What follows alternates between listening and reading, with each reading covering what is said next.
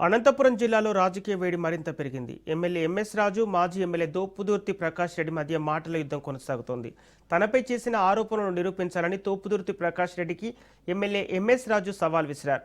ఆరోపణలు నిరూపించకపోతే క్షమాపణ చెప్పాలని, లేకపోతే తీవ్ర పరిణామాలుంటాయని హెచ్చరిస్తున్నారు.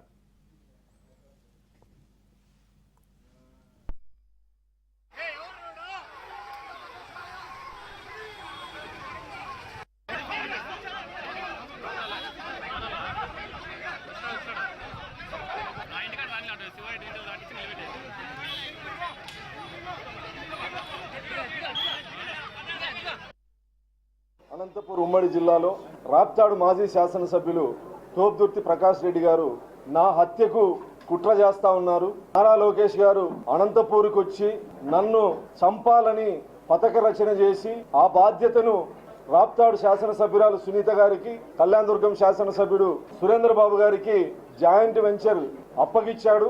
నేను పొద్దుటూరు నుంచి వస్తా ఉంటే ఎస్ఆర్సీ టిప్పర్తో నన్ను గుద్ది చంపాలని అసత్యపు ఆరోపణలు చేయడం జరిగింది. ఆరోపణలు చేస్తూ నేను పోరాటం చేస్తా ఉన్నా ప్రభుత్వం మీద, అందుకు నన్ను చంపాలనే ప్రయత్నం చేస్తానని చెప్పి నారా లోకేష్ గారి మీద అసత్యపు ఆరోపణలు చేయడం జరిగింది.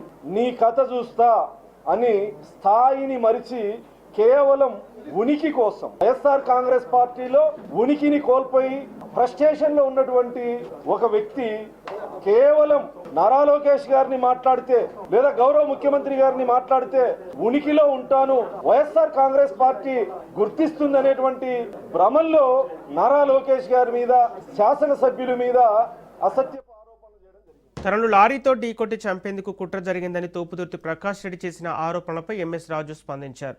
తనపై వచ్చిన ఆరోపణలకు సమాధానం చెప్పాలని డిమాండ్ చేశారు.